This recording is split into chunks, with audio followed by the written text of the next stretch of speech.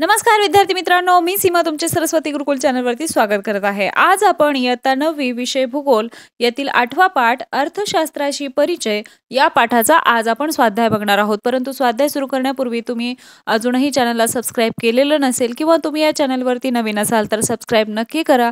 Bell icon देखील press करा जेणेकरून येणाऱ्या सर्व व्हिडिओचे अपडेट्स आणि नोटिफिकेशन्स तुम्हाला सर्वात आधी मिळतील. तर चला तर मग सुरुवात करूया. यामध्ये प्रश्न पहिला, वर्तुळातील प्रश्नचिन्हांच्या जागी योग्य माहिती भरून अर्थव्यवस्थेचे प्रकार स्पष्ट करा. आता या ठिकाणी ही आकृती भरून दिलेली आहे. आकृती थोडीशी भरण्यासाठी किचकट आहे, परंतु उत्तरे देण्याचा प्रयत्न केलेला आहे. तर आता या ठिकाणी मी 1, 2, 3 अशी नंबरिंग केलेली आहे. 1 नंबरमध्ये पाहूया भांडवलशाही अर्थव्यवस्था. याची काय वैशिष्ट्ये आहेत? मग जर्मनी, जपान आणि अमेरिकेमध्ये ही अर्थव्यवस्था आहे. व्यवस्थापन खाजगी व्यक्तीकडे असते आणि अर्थशास्त्राशी परिचय. 2 मध्ये पाहूया मिश्र अर्थव्यवस्था. यामध्ये कोणते देश येतात? भारत, स्वीडन व युनायटेड किंगडम. व्यवस्थापन खाजगी व्यक्ती व संस्थांकडे असते. नफा व समाजकारण यांचा समन्वय. आणि तिसरी समाजवादी अर्थव्यवस्था. कोणत्या देशामध्ये राबवतात? चीन, रशिया. व्यवस्थापन सरकारकडे आणि समाज कल्याण हित साधने. तर अशा प्रकारे ही आकृती आपल्याला पूर्ण करता येईल. प्रश्न दुसरा, स्पष्टीकरण लिहा. त्यामध्ये अर्थव्यवस्थेची सुरुवात घरापासून होते. याचं उत्तर 1. उत्पन्न व खर्चाचा ताळमेळ बसवण्यासाठी कुटुंब प्रमुखाला गरजांचा प्राधान्यक्रम निश्चित करावा लागतो, कारण कुटुंबांच्या गरजा अमर्यादित असतात आणि त्यांची पूर्तता करण्याची साधने मर्यादित असतात. 2. उत्पन्न व खर्चाचा ताळमेळ बसवण्याच्या प्रयत्नास कौटुंबिक व्यवस्थापन असे म्हणतात. 3. कौटुंबिक व्यवस्थापन व अर्थशास्त्र यात बरेचसे साम्य असते. याची प्रचिती गाव किंवा शहराचे व्यवस्थापन, राज्याचे व्यवस्थापन, देशाचे व्यवस्थापन व जगाचे व्यवस्थापन यातून येते. त्यास आर्थिक व्यवस्थापन असे म्हणतात.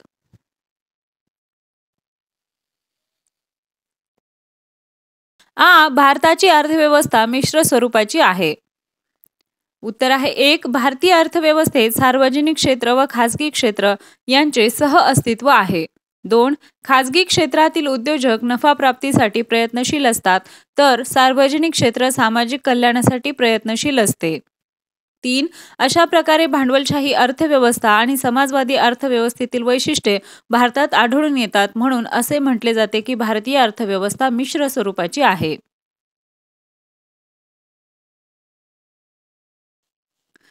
अर्थव्यवस्थेनुसार जगातील देशांचे 3 गट पडतात. उत्तर आहे 1. अर्थव्यवस्थेतील उत्पादन साधनांची मालकी काही देशात खाजगी व्यक्तींकडे तर काही देशात सरकारकडे असते. तसेच काही देशात खाजगी व सरकारी मालकी एकत्रितपणे आढळून येतात. 2. काही अर्थव्यवस्थांचा मुख्य हेतू नफा मिळवणे हा असतो, तरी सामाजिक कल्याण साधणे हा काही अर्थव्यवस्थांचा मुख्य असतो. तरच काही अर्थव्यवस्थांमध्ये नफा प्राप्ती व सामाजिक कल्याण यांचे सहअस्तित्व असते. 3. अर्थव्यवस्थेच्या स्वरूपानुसार त्यांची भांडवलशाही अर्थव्यवस्था, समाजवादी अर्थव्यवस्था आणि मिश्र अर्थव्यवस्था असे वर्गीकरण करण्यात येते. या अर्थाने जगातील देशांचे अर्थव्यवस्थेच्या स्वरूपानुसार 3 गट पडतात.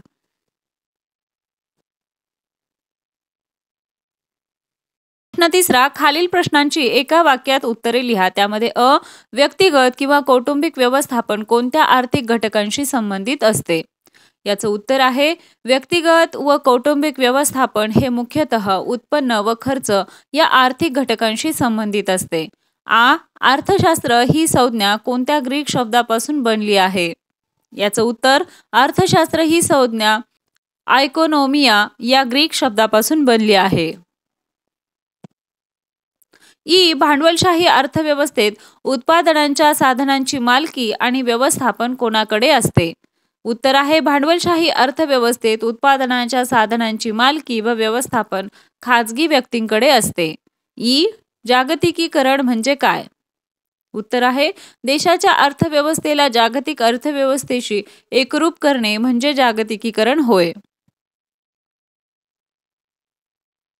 या ठिकाणी आपल्याला स्वाध्याय पाहून झालेला आहे. आता आपण उपक्रम पाहूया. यामध्ये प्रश्न पहिला, कोणत्याही एका भारतीय अर्थशास्त्रज्ञाची व त्याच्या अर्थशास्त्रातील योगदानाबद्दलची माहिती मिळवून वर्गात सादर करा. तर उत्तर आहेत डॉक्टर अमर्त्य सेन हे जगातील प्रसिद्ध अर्थशास्त्रज्ञ आणि नोबेल पारितोषिक विजेते आहेत. त्यांचा जन्म 3 नोव्हेंबर 1933 रोजी शांतिनिकेतन, पश्चिम बंगाल येथे झाला. त्यांनी कलकत्ता विद्यापीठ आणि केम्ब्रिज विद्यापीठातून शिक्षण घेतले. अर्थशास्त्रातील त्यांचं योगदान पाहूया. 1. डॉक्टर सेन यांनी गरिबी आणि दुष्काळ यांच्याशी संबंधित अनेक महत्त्वपूर्ण संकल्पना विकसित केल्या. 2. गरिबी केवळ उत्पन्नाच्या कमतरतेपेक्षा अधिक आहे. लोकांना निवड करण्याची आणि चांगले जीवन जगण्याची क्षमता गरिबीमुळे मर्यादित होते. अन्न हक्क आणि अन्न सुरक्षितता या संकल्पनांवर त्यांनी महत्त्वपूर्ण काम केले.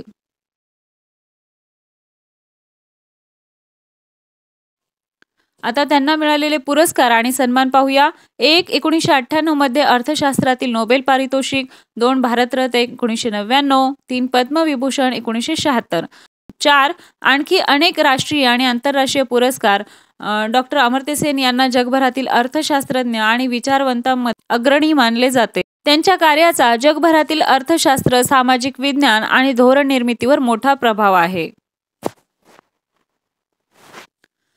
प्रश्न दुसरा. तुमच्या कुटुंबाचे उत्पन्न व खर्च यांचा विचार करून जमा खर्च पत्रक तयार करा.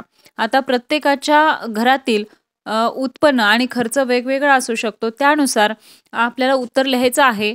हे फक्त या ठिकाणी उदाहरणादाखल दिलेलं आहे. आता काही जणांचे वडील नोकरी करत असतील तर त्यांचा महिन्याचा हिशोब असतो. काही जणांचे वडील शेतकरी किंवा कुटुंब शेती करत असेल तर त्यांचा हा जमा खर्चाचा अंदाजपत्रक वेगळं येईल. तर त्यानुसार तुम्ही ही माहिती भरा. हे उदाहरणासाठी या ठिकाणी दिलेलं आहे. कौटुंबिक माहिती. कुटुंबातील सदस्यांची संख्या 4. मुख्य कमावणारा पिता. वार्षिक उत्पन्न अंदाजे 6 लाख. आई गृहिणी. 2 मुले. विद्यार्थी.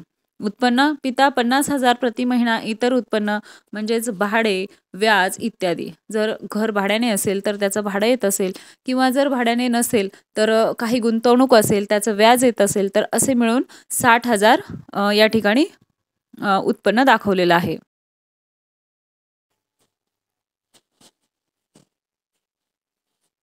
आता खर्च पाहूया. आवश्यक खर्च. निवास 10,000 रुपये प्रति महिना. अन्न 8,000. कपडे 2,000. शिक्षण 4,000. आरोग्य 2,000. वाहतूक 2,000 आणि इतर खर्च 4,000.